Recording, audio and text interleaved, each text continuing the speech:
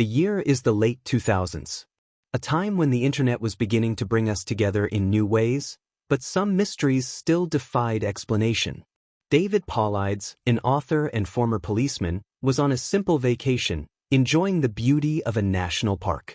The location remains undisclosed, but many believe it was Yosemite National Park, a place of majestic beauty, but also one where strange stories linger in the shadows.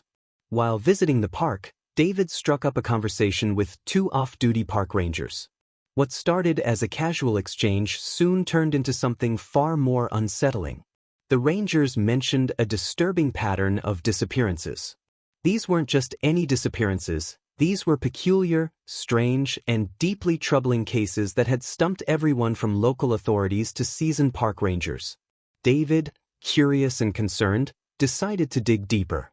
He submitted a Freedom of Information Act request to the National Park Service, asking for a list of missing persons in the park system.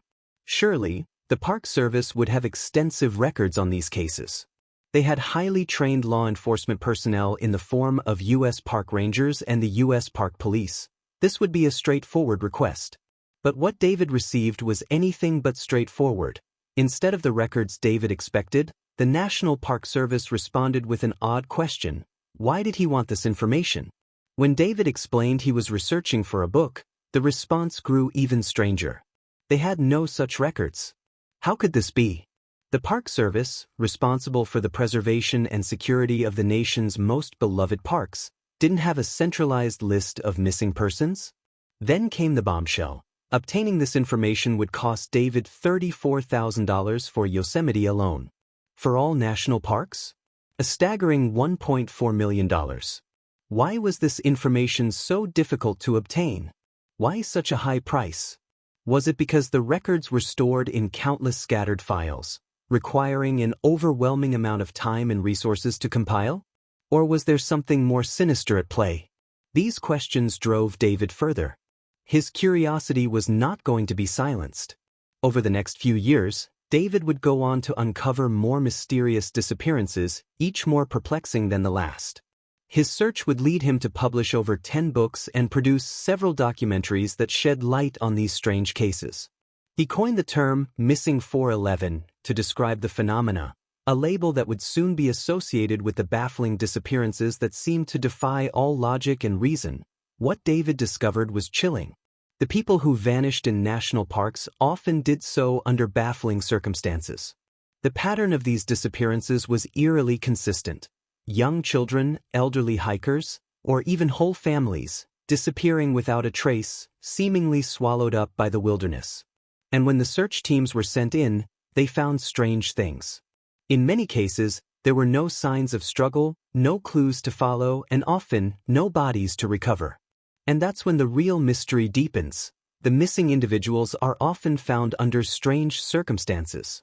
Some are found miles away from where they disappeared, disoriented and confused, sometimes without shoes, clothing, or even their personal belongings. Others reappear with no memory of what happened to them during the time they were missing.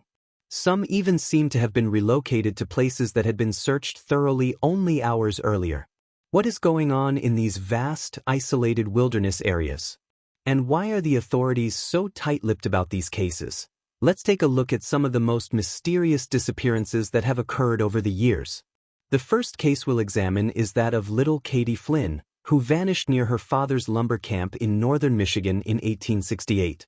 Katie, only 3 years old, had been riding a cart pulled by horses down a hill when, in an instant, she was gone. Her father, frantic, immediately started searching for her, but it wasn't long before a group of hunters joined the search. They heard Katie's cries echoing from deep in the forest, far from where she had been seen last. It took hours to locate her, but when they finally did, she was found in a place that shouldn't have been possible. Katie was calm, unharmed, and even said something that no one could believe. She claimed a big dog had carried her away. The animal, she said, had kept her safe and fed her berries, keeping her warm through the night. Some believe it may have been a large wolf. But how could a wolf act like this? Could it have been some kind of supernatural event? Or was there something else going on? This isn't the only case of strange animal behavior linked to missing persons. In 1895, another young girl, also just 3 years old, disappeared near her home in Michigan. Her footprints led investigators in circles, but the deeper they went into the forest, the stranger the story became. The child was found later, and she too described being taken care of by a large animal. But this time, it wasn't a wolf, it was a bear, which some theorize may have taken her to a pond, then mysteriously disappeared. These cases raise more questions than answers. Were these children's stories of animal caretakers just the result of an overactive imagination? Or is there something to these encounters that we don't understand?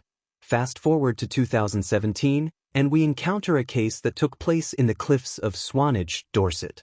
Gaia Pope, a young woman, vanished from her family home under circumstances that seemed typical at first, a walk in the countryside gone awry. However, what followed was anything but typical.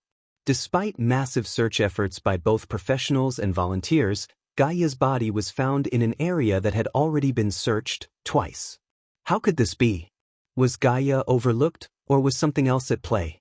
A chilling theory is that Gaia had been moved while the search teams were active in the area. Her clothes were found on a path that had been combed through before, but it wasn't until days later that her body was discovered nearby, in a place that had been searched multiple times. The cause of death?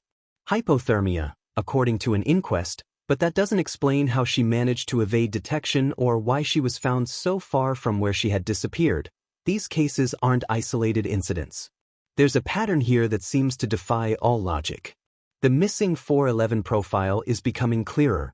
Mysterious disappearances, strange circumstances, and the eerie sense that something else is at play.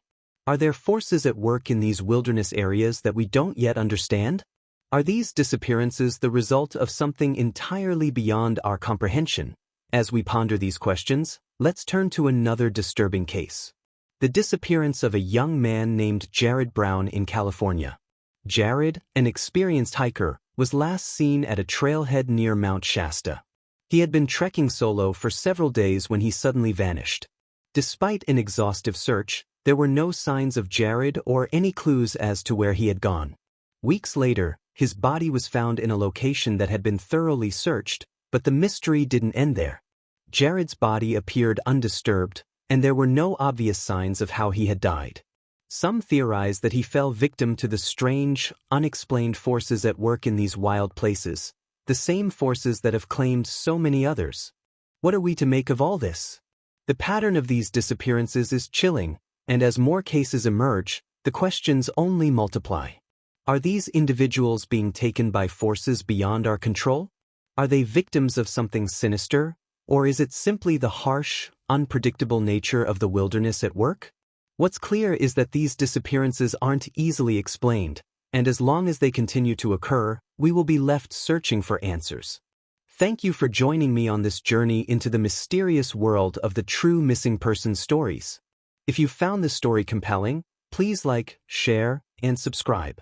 For those who want to dive deeper into these strange disappearances, check out the additional cases linked below. Stay safe, and remember, some mysteries may never be solved, but we will continue to search for the truth.